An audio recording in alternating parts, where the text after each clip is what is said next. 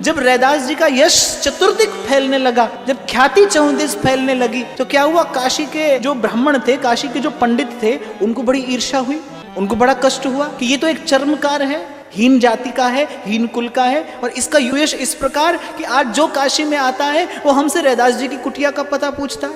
तो ब्राह्मणों ने षड्यंत्र रचा, पहुंच गए राजा के पास और काशी नरेश से जाकर कहा कि आप जानते हैं आपके राज्य में कैसा अनर्थ हो रहा है। राजा ने पूछा क्या हुआ?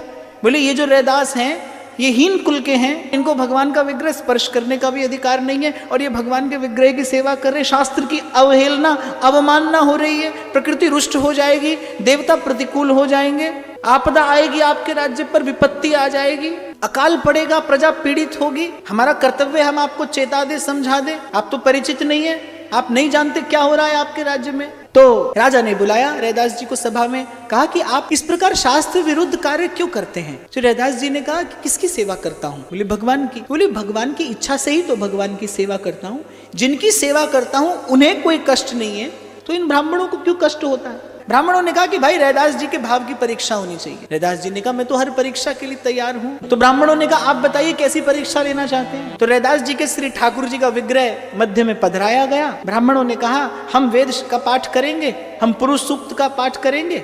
रैदास जी अपनी विधि से भगवान को बुलाएं, जिसके बुलाने पर भगवान उसके पास चले जाएं वो जीता, दूसरा व्यक्ति हारा। हम जीत गए तो रैदास जी आज ही भगवत सेवा छोड़ देंगे, रैदास जी जीत गए तो हम इनका विरोध करना छोड़ देंगे। लग गए ब्राह्मण, सुबह से शाम हो गई, कंठ सूख गया, श्रम के मारे हाल बेहाल हो गया, भगवान टस से मस नहीं हुए, थक गए पंडित, हार गए, हाथ कुछ आया नहीं, भगवान को समझ में ही नहीं आया क्या बोल रहे हैं। व्यापार की भाषा थी, जीतने का भाव बुरा नहीं है, पर किसी को हराने की वृत्ति बुरी है। और वहां रैदास जी जिनके लिए न हार न जीत, जिनकी दृष्टि केवल अपने प्रभु की कृपा पर। बिनती सुनी जगदीश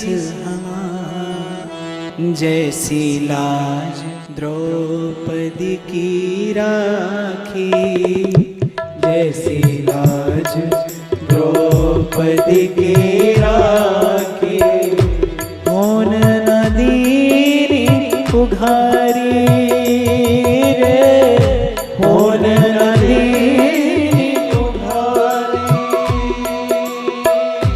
खेचच खेचच दो भुज खाके, खेचच खेचच दो भुज खाके, दुशासन गए हरि रे,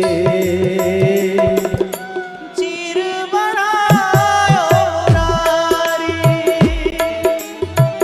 अब की टेक हमारी रे, लाज राखोगी धारी,